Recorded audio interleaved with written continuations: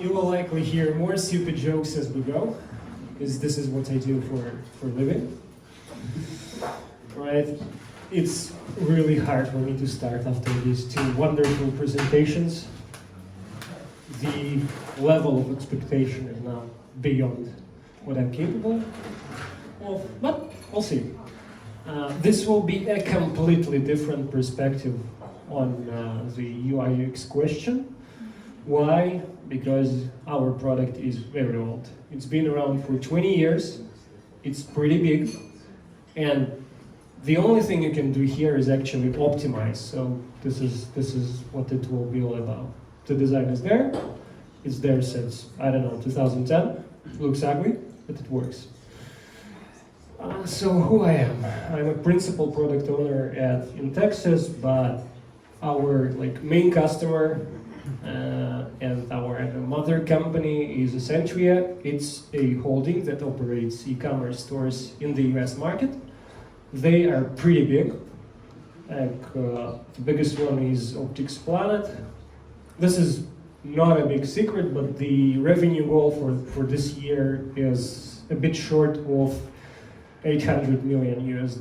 So they're big, and they have been there since the dot-com bubble, and they're the leaders in their segment. So if you Google for the products they sell, you'll see them above Amazon. Right, so this is just the context.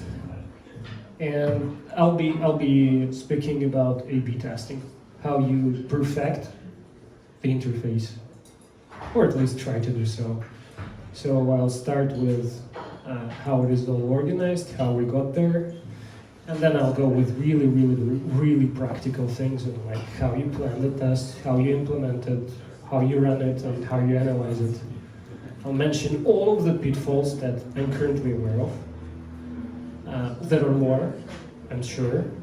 So let's talk in 2 years and find out what these are, but let's see. And I mean, it did really hurt. We've been there for many years, maybe 6 or so. This is just the list I composed, I don't know, in 2 minutes. Right, sorry.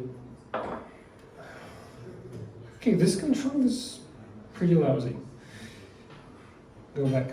Right, so if you bring it down to very basics, and you have to plan it, and you have to run it, and you have to look at the results, and boom, you implement the winning solutions. And there's Google Optimize for 2/3 of it, right? So you have to apply your brain here and just look at the numbers there, right? Yeah, this is what we thought after some trial and error before we would implement an internal tool on post-analysis. And I'll tell you why shortly. So there are many people around. There's a CRO officer, basically conversion rate optimization guy who's managing all of the process. There's the UI UX team who do design. I mean, solve user problems in a visual way. There are product owners like me who work with development teams and who come up with ideas. There are development teams, of course, who develop it. I don't know how to put it. And there is the data science team who work on the post-analysis tool, and who also have plenty of things to test out, like their models, their recommendation system, etc. Just to scale, we're running about 30 tests a year. Some of them are consequential, some of them work in parallel. This is the summary for year 2021. So what we do makes a lot of financial sense. This is the total summary of added incremental revenue that was, there just because we optimized a few things here and there. And 71% of the tests showed that the test options are better than the original. If you're wondering whether it is good or bad, you never know. So Amazon has allegedly 50% success rate. Microsoft, they have 60% of their ideas that shoot. But I mean, these numbers, they tell you nothing, because sometimes your original option is better and you end up not developing something, which is big savings for development efforts. You shouldn't be investing into ideas that lose. This is a screenshot from Google Optimize. Guys, who of you have ever used Google Optimize? I mean, 1, 2. All right, I have to be detailed about it. 3 people, 4 people, 5 people. All right, so it shows you like, 2 experiment options. The original is the unchanged layout. The second option here, there are 2 options as your test option. There are the sessions, the goals that were hit, and there are some numbers. The most important one is here. Okay. You look at this number, if you see a green mark, if you see something higher than 95%, then it's your lucky day. You can end it, and you can make a decision. So, this is even a better screenshot from the internal tool. It's easier to read, and it has very specific numbers, because it's after all of the post-analysis. I'll get to it later on. So looking at these 50% success rate from Amazon or 60 from Microsoft or whatever, it's okay that some of the ideas they don't shoot. And it is great that you can know about it before you like invest into implementing it, because you can implement something else. So now the interesting part begins. How do you plan it? Hypothesis definition. I have nothing to add after the previous speaker. Now, KPIs, the most important question you should ask yourself is, do you really need to change something? Are the default ones in Google Optimize good enough, or you need to test for something else, like click-through rate on some element or some other magic? Then, we're an online store, we have promotions, you have to check the schedule. If the Black Friday is on the way, you don't run the test. The results will be garbage, most likely, or it will run forever before you can jump to conclusions. And you have to fight with other people inside the company for this magical space on the roadmap, because you never should run 2 tests on the same page for the same demographics, like ever, ever, ever. They will blend together and the data will be garbage. So your golden rule here, the less intersection of your test groups, the better. So you want to run 2 tests on the product page at the same time, run one for mobile, run one for desktop, or choose different geography. Otherwise, this is garbage. You can download the presentation later on and read through all of this theory that has it, but we had to make a few mistakes before we Googled for theory. You know how it works. So this is the actual roadmap that our CRO guy has made on his lab. I guess it's Microsoft Paint, but I'm not sure. This is how we know what to run. I have hidden the names of the tests because they're like NDA, and they're really descriptive. This is how the entire company knows what the schedule is, so that nobody fights, I've delivered my project, I want to test it before we run it. No. Step in the line. So if you have a big company, then this is likely something you will end up with after the first fight. And it's like really simple to maintain, put it somewhere in Confluence, and that's it. Now implementation. So targeting is the key here. It is the thing that we have stumbled upon most. You can do it in numerous ways. The best ones are some custom JavaScript event that gets fired when the user does something you want, which triggers the start of the experience. Then you can try working with Google Analytics audiences, but they're not really reliable. Why? Because your Google Optimize may load after or before the audience gets formed, and you never know it. So if the audience is like mobile users, then it will work. If you're messing around with some custom filters, creating segments and then importing it to Google Optimize, it might not work the way you want. URLs always will work, and the data layer variable will always work as well, because the data gets pushed before the Optimize executes. There is another thing you can find on the internet on Google support forums. It's the anti-flicker script. It's the thing that prevents the page from loading. Basically, you see a big white screen before the experience changes. If you see a lot of flickering with your experience, then use it. Otherwise, no. So your top tip: if something you change, something you play with is below default, which is like what you see when the page loads, then you don't need to use it. And the last thing you have to consider is adding custom Google Analytics events. So you need impressions to make sure that the element will show. It will be necessary later on for increasing the sensitivity of your research if you make some post-analysis. And of course the interaction with the element. If the click-through rate is something you will be optimizing for. Now, this is an ugly workaround. We have actually sent it to Google, and they were really amazed that such workarounds exist. So this is how this was unexpected for them. So what we do before we launch is just create a copy of the A/B test itself, mess with targeting by adding some added parameter to the URL. And then just stop it and switch the distribution for every option of the test until you look at every one of them and make sure they work the way you expect them. And you need to do that on a real device. We have had, I don't know, maybe 5 or 6 rerun A/B tests because something didn't work well on Safari and the QA didn't check it. And you only realize it like in a week after some customers report you, hey, I cannot add a product to cart, but what's happening? You're like, huh? Oh no.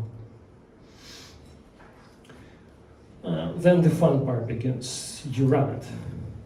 You need to check for a few things, that your events are there, if you have added them, and that the sample sizes are somewhat similar, otherwise you're in a bit of a trouble. You have to stop it and check the implementation. Well, of course, you have to check the obvious, whether the new experience works or not. And you may be willing to look for some heat maps or user-recorded sessions if you have these tools installed. If no, well, just leave it be. Some unexpected things may happen. Your colleagues may have access to Google Analytics, and they may very well be power users, and they will play with filters in your options.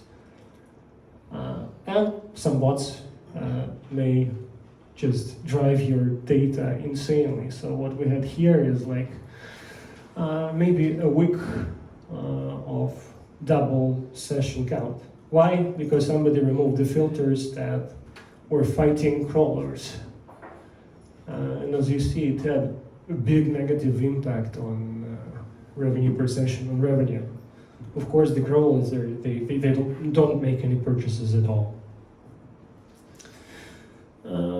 The good question, how long should you run it? Until you reach statistical significance, but normally this is not less than 2 weeks, not more than 2 months. If it's running for like 2 months, you stop it, you forget about the idea, you move on. That's it. And there is another quick way. You can look for 3 consecutive days that show statistical significance, significantly better results for one of the options.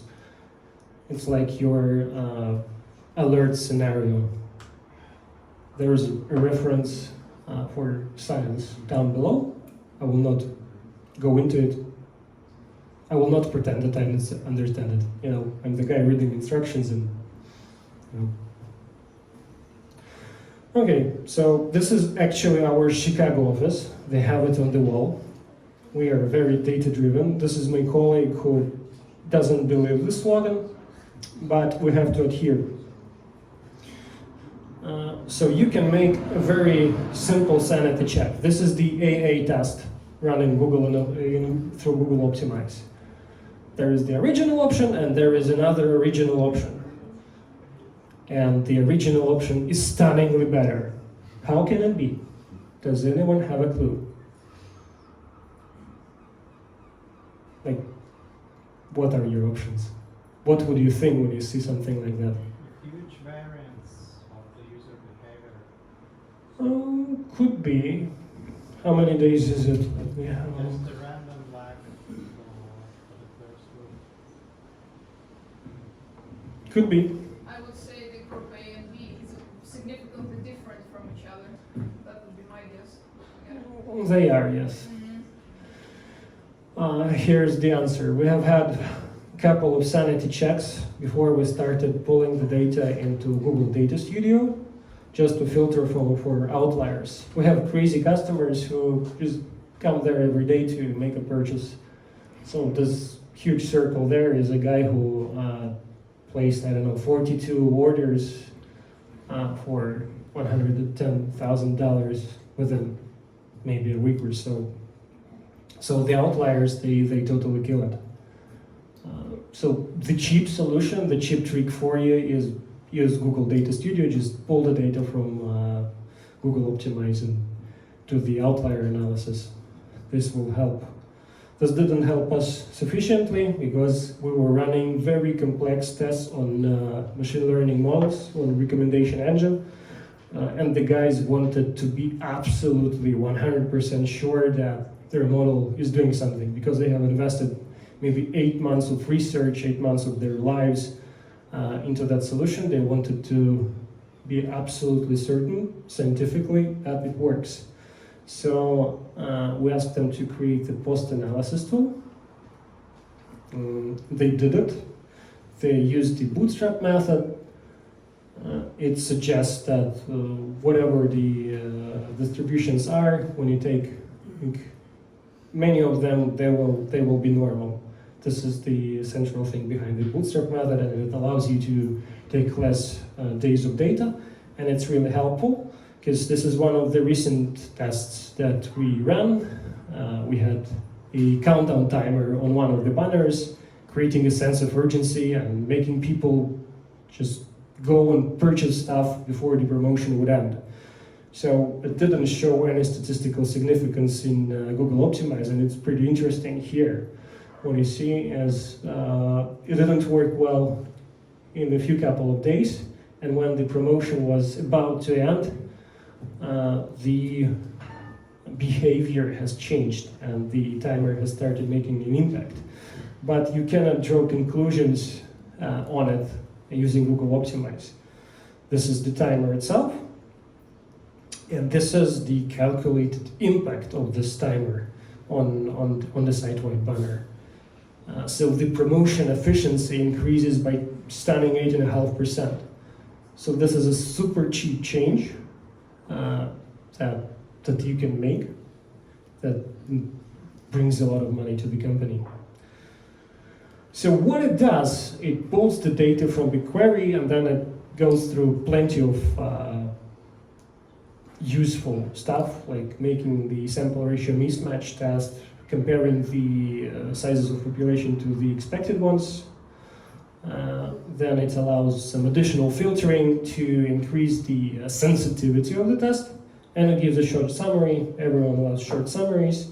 Everyone around loves looking at numbers, at the green checkboxes, and all before they go to implementation. So what they have added as well is an ability to increase the sensitivity even more.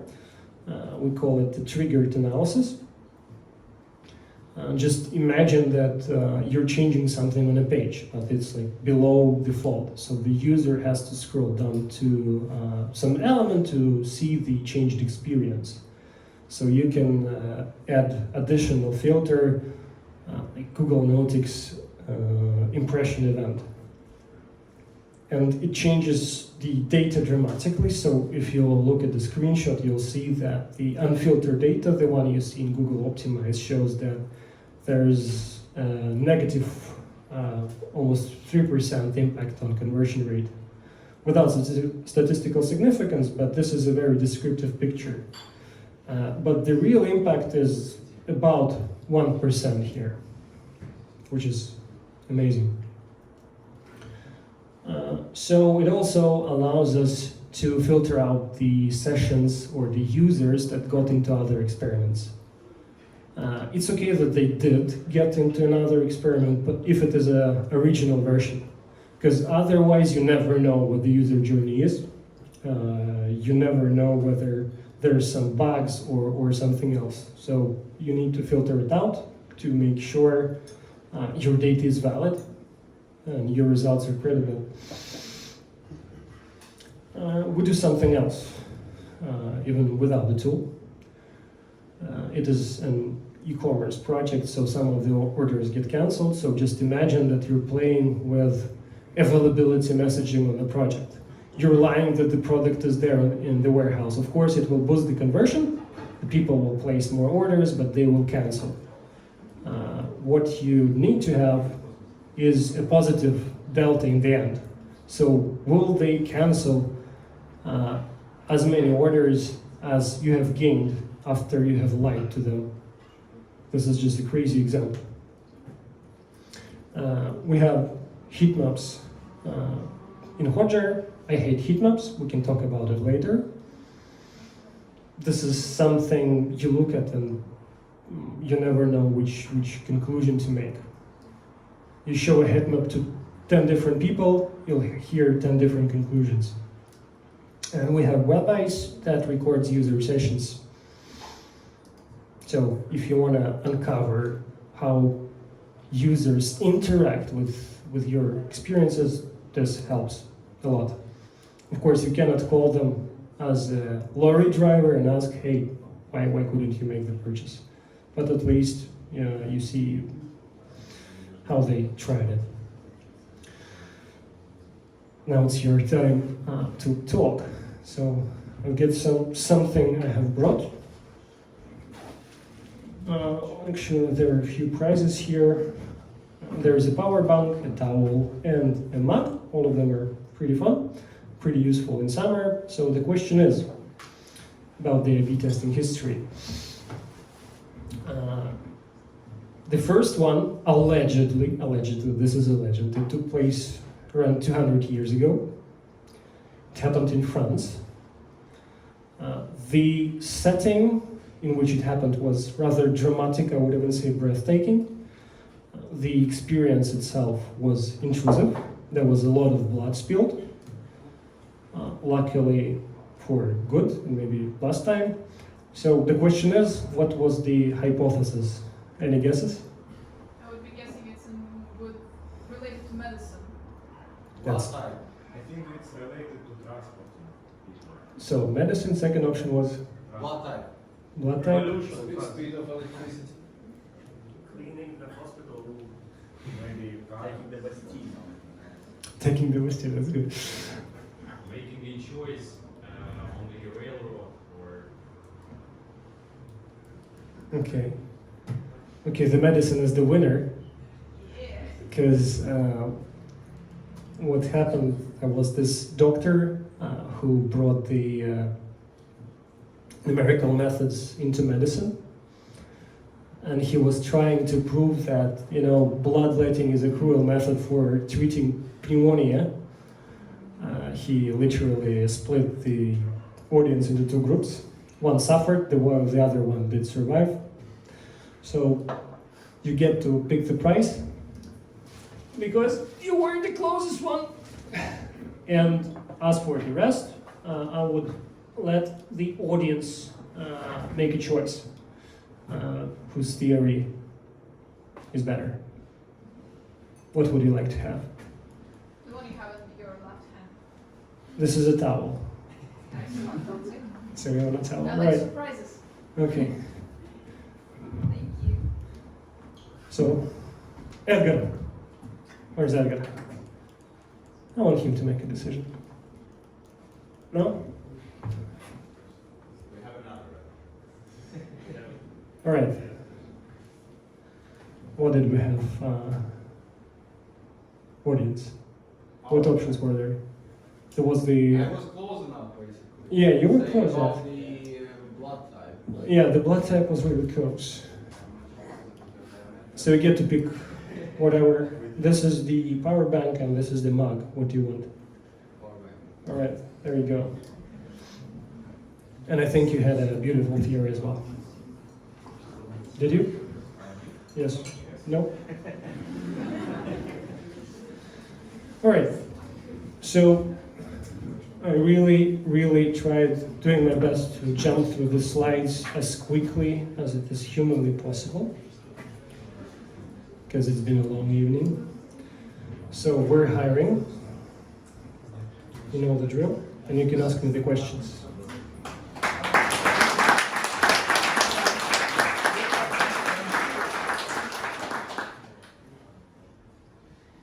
If you have some. Yes. Why there is no ABC testing approach? There is the ABC testing Oh, approach. sorry. It could be A, B, C, D, E, whatever. Yeah, if I may, a question about splitting and intersections of experiments. You Mhm. mentioned that that's a bad idea. Yes. However, what exactly is your setting? So it's public website, users are not logged in, they're kind of anonymous, or are they logged in? Because, well, I actually was working at a company that ran hundreds of A/B tests, Yes. and of course they had intersections all the time, and it was just a question of how you split the A/B, the test and control groups, and ensure that the intersection is In control or group. the same way, so that every running experiment has certain parts of the population running other experiments. That way, Mhm. you can ensure that other experiments don't affect each other. Okay, the short answer is you don't want them to intersect if you want them to end quicker, if you have a tight roadmap, because otherwise you might need to have them run longer. The long answer is Google, they have responded to the same question by closing the discussion topic. This is their approach to doing things. But just imagine that you're running two A/B tests. Let's say one of them touches like 4% of your traffic, and another one is like the changes in the website menu. So something that touches 100% of the traffic. And the changes are drastic to the header. So your user may get into a victorious option B in the website menu option.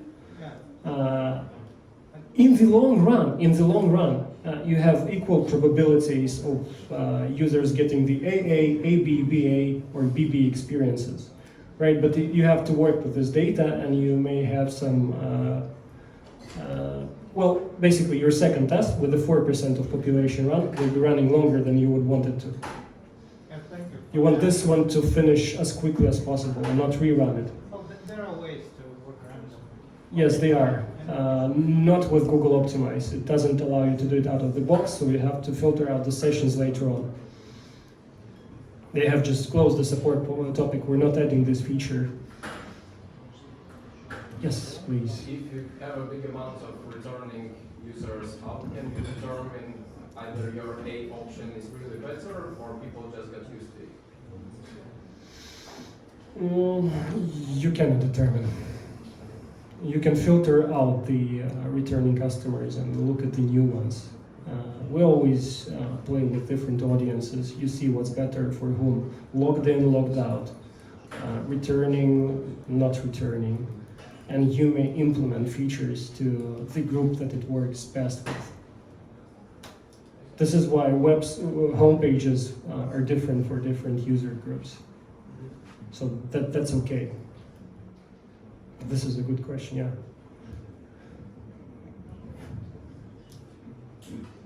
That's it? Please. One last. Yes. I'm not very familiar with, but designed A/B testing that I can't tell you for sure, but is it possible to have some sort of master control group who never gets the new designs and always gets the original page, so that you can compare your the results of your cumulative efforts to the original.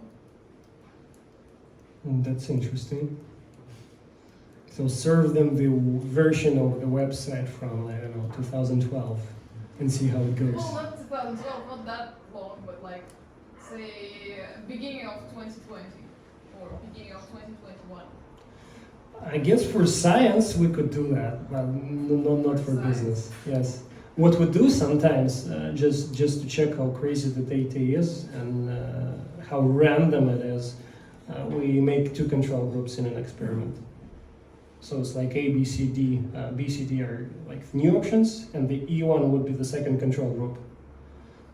And it's very depressing to see how it looks in Optimize, because the second control group may be like super dominating, and it is the winner of the test. And you're like, what happened? Does it have no option of filtering out outliers at all? Google Optimize, no. That's not an option. They don't care for outliers. At least they don't. They have no features. But you have Google Data Studio. You can do it in there. Yes, please. So you said your product is like in the market from 2010 or 2001, I would But you're say. not just optimizing, you're developing new features as well, right? Of course, So are you doing usability tests, formal or informal, whatever? Are you doing that? internal. We're doing some internal usability tests before we get somewhere. But then we A/B test all of the new functionality, and it helps. I can give you an example. So just imagine adding like Apple Pay on your website, on your eCommerce website. And the question is, would you add it to a product page? Or just to checkout screen? Like, what's your intuition? Or you would add it elsewhere? On the product page as well? No, checkout page. Just the checkout page. This is the correct intuition, and you can prove it with A/B testing. Because adding it to product page actually decreases your average check, average order value. Because the user would purchase just one item instead of purchasing two or three, which is the average on the website. Yes? So you say, for example, you run such tests on one website, would you say the experience that you gave could be applied to multiple businesses on different websites too? With the account on time or with this pay button? For the ones that matter, no. For the ones that are there just to be there, yes. They share the same template. They sell similar products. Some of them have different demographics, different user journeys, different personas. Some of them don't. So, yeah, this is the answer. Generally speaking, your question is, do we just apply best practices regardless of any research? Yes and no. If this is a young product and if you're delivering an MVP, you will just go with best practices because this is how you can deliver something to the market as quickly as possible. You don't have this virtue, you don't have this time to A/B test something. Right? Okay, please. What did you say is the minimum amount of monthly visitors to your website where it makes sense to start doing A/B tests? There is a statistical formula that will show it to you. Google for chi-square tests and just play around with it. You will see. Just define your metric you want to test for. Like, I don't know, additions to cart, clicks on something. Look at your size of population. And just imagine there is some, I don't know, major improvement or typical improvement in some action and compare. If you see statistical significance, this is enough. This is the best I can tell. But If you have 100 users a day, you will not reach it most likely. If you have thousands of users a day, you likely will. If having this 100 users a day, your versions are drastically different. So if one of them see the blank screen and the other ones actually see the interface, yeah, there will be difference. But if it's tiny, no.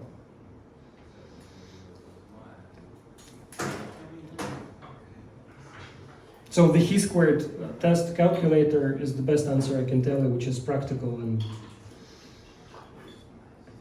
doesn't require any knowledge of statistics. Yes, please. Are you using Hotjar just for Kpis or are you recording the sessions? We're using Hotjar just to spend some money every month. This is the honest answer. I think we will quit using it soon.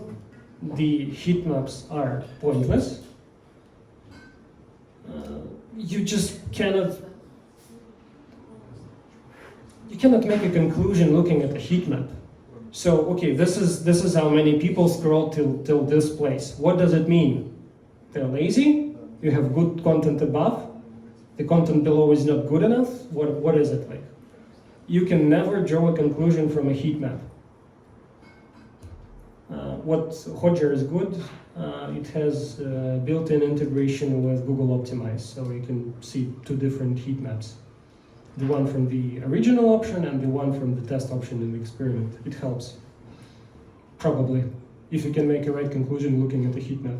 That's the only reason why you're keeping it, yes?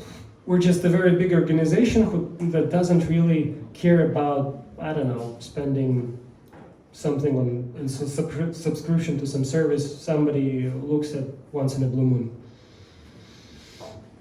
So, do you think that you get any valuable data From Hotjar? Yes. No, personally, no.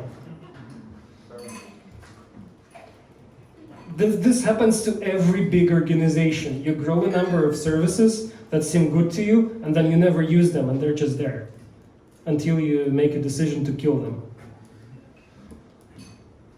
Webeyes is great. I can just wholeheartedly recommend them. And they're very agile. They will add features for your needs very shortly. Yes? So I'm not so super knowledgeable on this topic, but I'm interested in why not like using mixed panel with segment from video. Maybe you have any experience or like pros and cons why use Google, not those like mixed panels. We are using Google Optimize because it comes together with Google Analytics 360 that we have subscription for. It is super costly, like super costly, so we use it. So that's the only reason. This is how big companies work. I mean, I'm giving you an honest answer. You have a tool which is good, which is developed by Google, which suits your needs mostly. You have a lot of opportunities to develop from it because you have all of this data in the query. You can do whatever you want with it, whatever post-analysis. It works for us. I mean, it works pretty well.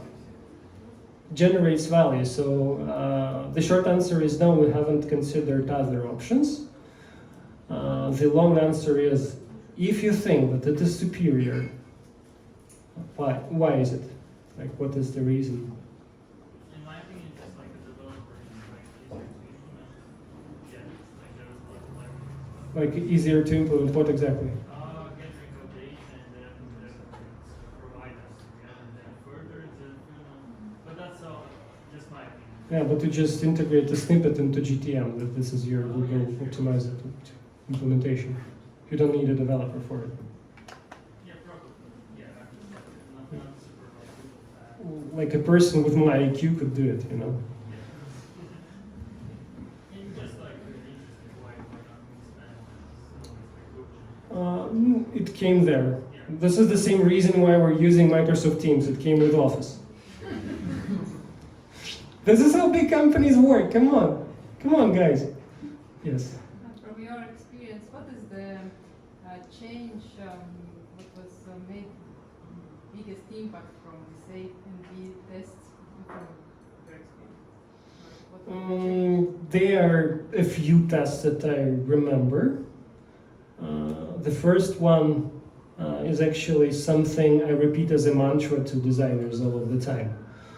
So a simple work with text, with the font size in the website menu, with the contrast, with the font size, with the spacing, makes you additional 4.5 million a year. So this is the mantra I repeat every time I see something is off in the template in Figma. Like your attention to detail at this level, at these sizes, makes a lot of impact. So this is why UI UX design is so important. And the second thing was our epic failure with properly testing Apple Pay. So one of the teams delivered this feature. Every time we deliver a feature, we want to see whether it will harm or do the good. If it does the good, we want to know the return on investment, obviously, to report to investors and so on and so forth. And just to brag on some quarterly meeting in the presentation to show the big number. Look, shiny 10 millions, this is what we did. We're so proud. So we had to run this test 4 times. And the feature remained disabled for maybe 8 months.